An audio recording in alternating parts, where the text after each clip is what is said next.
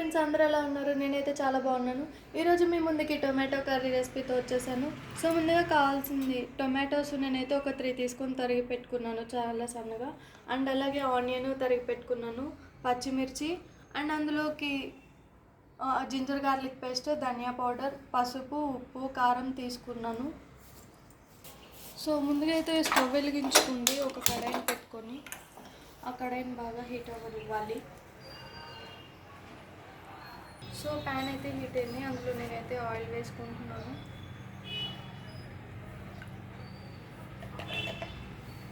So oil అయితే heat అయిపోయింది, ఇందులో ఎండుమిర్చి వేసుకుంటున్నాను 9.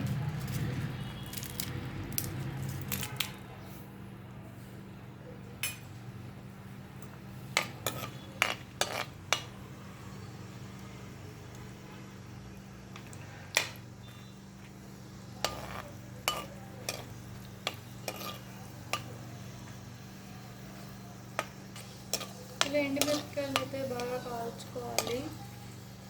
ఎండుమిరపకాయలు కాలితేనే బాగుంటుంది అన్నమాట. సో ఇప్పుడు ముందుగా కట్ చేసి పెట్టుకున్న పచ్చిమిర్చి వేస్తుంది.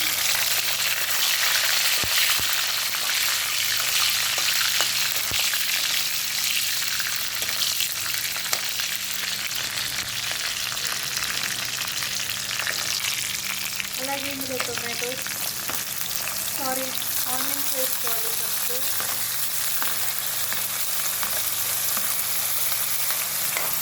ఆనియన్స్ వేసుకొని బాగా వేయించుకోవాలి.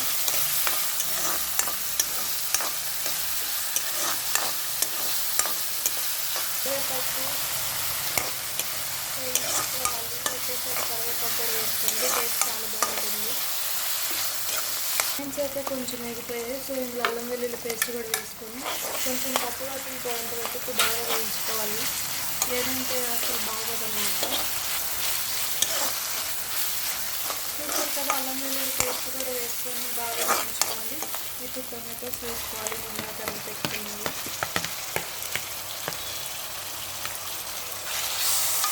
ఇవి కూడా వేసుకొని ఒక 2 మినిట్స్ అయితే మగ్గనిచ్చుకోవాలి. ఇలా బాగా ఒకసారి కలుపుకోండి.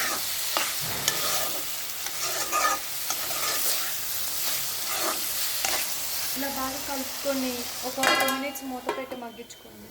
చూసారు కదా, ఒక 2 మినిట్స్ అయితే ఈ విధంగా మగ్గించుకోవాలి. సో ఇప్పుడు కొంచెం చిటికెడు పసుపు, 1 టేబుల్ స్పూన్ సాల్ట్, అలాగే 1 టేబుల్ స్పూన్ కారం ఇవి వేసుకొని బాగా కలుపుకోవాలి.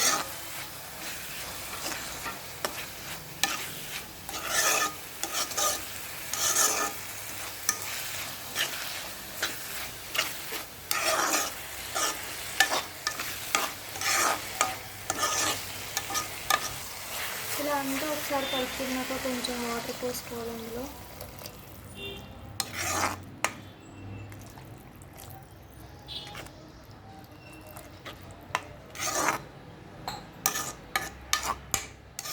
ఈ విధంగా వాటర్ పోసుకొని మళ్ళీ ఒక 5 మినిట్స్ మగ్గ పెట్టుకోవాలి, మూత పెట్టుకొని.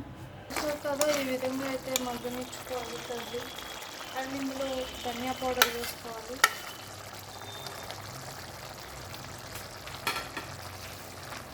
ధనియా పౌడర్ కూడా వేసుకొని ఈ విధంగా బాగా కలుపుకోండి.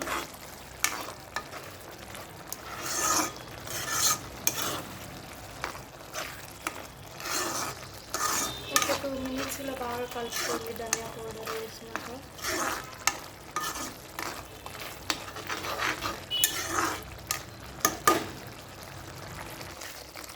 ఒక 2 మినిట్స్ ఇలా బాగా మగ్గించుకోక స్టవ్ ఆఫ్ చేసుకోండి. అంతే, టొమాటో కర్రీ రెడీ అయిపోయింది.